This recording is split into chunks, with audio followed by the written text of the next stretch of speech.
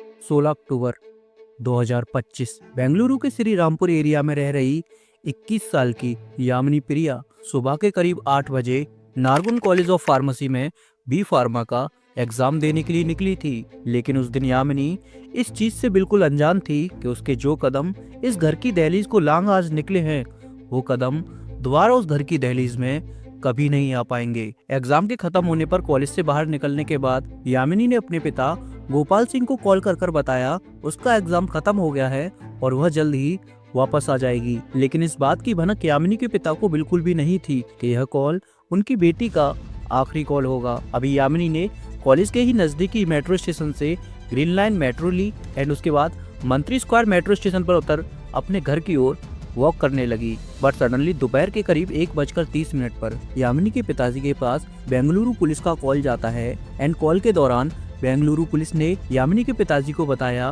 कि उनकी बेटी मंत्री स्क्वायर मॉल के पास इंजर्ड हालत में पड़ी है। जब मौके पर यामिनी के पेरेंट्स पहुंचे तो उस बॉडी को देख उनकी दुनिया ही उजड़ गई, क्योंकि वो बॉडी किसी और की नहीं, उनकी अपनी बेटी यामिनी की थी। यामिनी की बॉडी पर किसी ने तेज धार वाले चाकू से कई वार किए थे और इसके अलावा उसके फेस पर कुछ रेड कलर का पाउडर भी गिराया गया था। अभी बेंगलुरु पुलिस ने जब यामिनी के पेरेंट्स से पूछा कि तुम्हें किसी पर शक है क्या, तो उस समय पर यामिनी के पेरेंट्स ने केवल एक ही शख्स का नाम लिया और वो था यामिनी के ही पड़ोस में रहने वाला विघ्नेश। अब यामिनी के पेरेंट्स की यह बात सुन बेंगलुरु पुलिस तुरंत ही विघ्नेश के घर पर पहुंचती है, लेकिन वहां पर ताला लगा हुआ था और विघ्नेश अपने घर से फरार था और अब पुलिस का यह डाउट धीरे धीरे हकीकत में बदल चुका था। अब बेंगलुरु पुलिस ने पूरी 3 टीम बना विघ्नेश की छानबीन करना शुरू कर दिया, जहां पर CCTV cameras, mobile locations check करने के बाद विघ्नेश अपने ही एक दोस्त हरीश के घर पर पकड़ा जाता है एंड बेंगलुरु पुलिस हरीश और विघ्नेश दोनों को हिरासत में लेकर उनसे इन्वेस्टिगेशन करना शुरू कर देती है एंड इन्वेस्टिगेशन के दौरान विघ्नेश ने इस मर्डर के पीछे की जब वजह बताई तो वो सुनकर बेंगलुरु पुलिस के रोंगटे खड़े हो गए। Welcome to a case book. My name is Ajay और आप लोग देख रहे हो यामिनी प्रिया केस की वजह।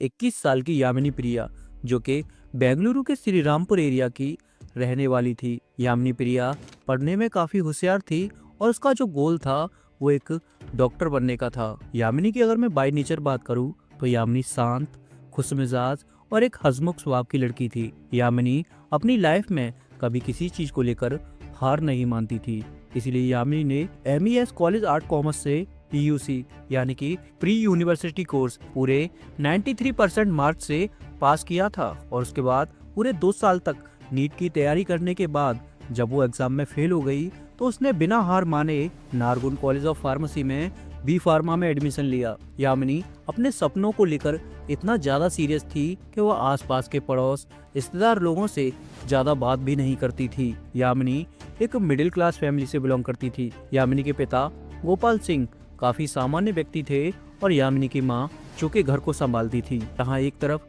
यामिनी अपने सपनों के लिए भाग रही थी, वहीं कोई और दूसरी तरफ यामिनी के पीछे भाग रहा था और वो था यामिनी की कॉलोनी का रहने वाला विघ्नेश। वैसे विघ्नेश को कुछ जानने पहचानने वाले लोग संजय के नाम से भी बुलाया करते थे। जब कभी यामिनी गली में आया जाया करती थी तो विघ्नेश उससे एक नजर देखा करता था और जब कभी यामिनी से मिल उससे बातें करता रहता था। लेकिन यहीं पर उससे यामिनी भी बातें करती थी, लेकिन यामिनी एक भाई बनाकर बातें करती थी, एज अ पड़ोसी होने के नाते समझ लो या फिर कैसे भी। और यहीं पर विघ्नेश का भी ये कहना था कि वह उसे अपनी बहन मानता है और उसे जब कोई भी दिक्कत हो तो वो उसको याद कर सकती है। अब ऐसे ही डे बाई डेज बीतते जाते हैं। यामिनी अपने सपनों पर फोकस कर रही थी और विघ्नेश यामिनी पर फोकस कर रहा था और इसी के चलते विघ्नेश ने यामिनी के फोकस की उस दिन सारी हदें पार कर दी जिस दिन उसने यामिनी के ही नाम से एक व्हाट्सएप ग्रुप बनाया, जिस व्हाट्सएप ग्रुप का उसने नाम रखा मिसिंग यामिनी प्रिया एंड उस ग्रुप में जितने भी मेंबर थे वह यामिनी की हर एक एक्टिविटी के बारे में विघ्नेश को बताते रहते थे। लेकिन अभी इस केस में यह पूरी तरह से डिक्लेयर नहीं हुआ था कि इस ग्रुप में जो मेंबर थे वह विघ्नेश की साइड के थे या फिर यामिनी की साइड के थे। इवन इस केस में मैं थोड़ा सा अपना ओपिनियन दूं तो शायद से वह यामिनी की साइड के होने के ज़्यादा चांसेस है, बिकॉज यामिनी की साइड के ही लोग यामिनी की हर एक एक्टिविटी पर नज़र रख सकते हैं। अभी जब विघ्नेश को ये लगने लगा था कि इस तरह से यामिनी उसकी बातों में नहीं आएगी, तो वह यामिनी का पीछा करने लगा था। यामिनी जहाँ कहीं भी जाती थी वो उसे वहीं रोक लेता और उससे वह शादी के लिए प्रपोजल रखता, लेकिन यामिनी हर बार उसके प्रपोजल को यह कहकर ठुकरा देती थी, अगर तुमने मुझे इस तरह से फिर से रोकने की कोशिश की तो यह बात मैं अपने घर पर बता दूंगी। लेकिन विघ्नेश बार बार इसी तरह से यामिनी का रास्ता रोक लेता था। तो एक दिन गुस्से में आकर यामिनी ने इस बारे में अपनी फैमिली को बता दिया। अब यामिनी की फैमिली ने इस पर एक्शन लेते हुए इसकी शिकायत नज़दीकी पुलिस स्टेशन में कर दी। लेकिन जिस दौरान यामिनी के पेरेंट्स ने विघ्नेश के खिलाफ कंप्लेन की थी, उस दौरान बेंगलुरु पुलिस से एक बहुत बड़ी मिस्टेक हो गई थी, क्योंकि उस दौरान बेंगलुरु पुलिस ने विघ्नेश से यह कबूल कराकर छोड़ दिया था कि वह आगे से उसके पीछे कभी दोबारा नहीं जाएगा और ना ही उसे इस तरह से परेशान करेगा। और इसी के साथ साथ यामिनी की फैमिली ने भी अपनी कंप्लेंट वापस ले ली थी। लेकिन अब यहीं पर विघ्नेश को ये लग रहा था कि पुलिस कंप्लेन करने के बाद भी जब मेरा कुछ नहीं हुआ तो अब कोई क्या ही कर लेगा। अब इसीलिए विघ्नेश ने यामिनी का और भी ज़्यादा पीछा करना शुरू कर दिया था। अब वह पहले से भी ज़्यादा यामिनी पर नज़र रखने लगा था। एंड जब 16 अक्टूबर को यामिनी अपना बी फार्मा का एग्ज़ाम देकर वापस आ रही थी, तो उसी दिन विघ्नेश ने अपने मन में ठान लिया था कि या तो यह आज मुझसे शादी के लिए हाँ करेगी, नहीं तो मैं इसे इस दुनिया से ही अलविदा करा दूंगा। अभी एग्जाम देकर यामिनी दोपहर के करीब 1 बजे मंत्री स्क्वायर मॉल के पास आई ही थी, तभी मौके की फिराक में आया विघ्नेश उसके पास पहुंचता है और फिर से उससे शादी के लिए जिद करने लगता है।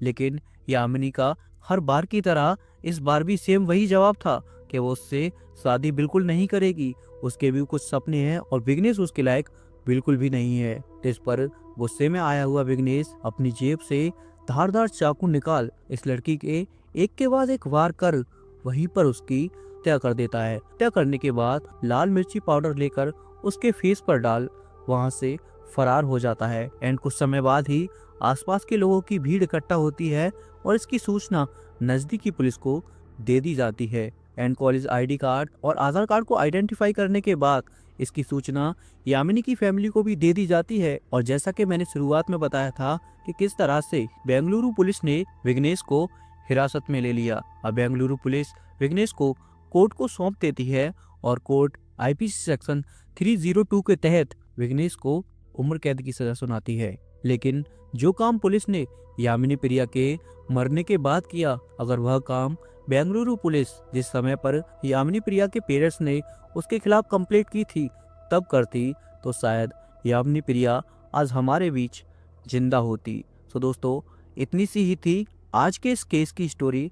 एंड बाकी इस केस को लेकर आप लोगों की क्या राय रहेगी, मुझे एक बार कमेंट बॉक्स में ज़रूर बताते जाना। एंड हमारे सपोर्ट के लिए इस चैनल को सब्सक्राइब भी कर लेना। सो आपसे बहुत जल्दी मिलूंगा मैं एक और नई वीडियो के साथ, एक और नई एपिसोड के साथ।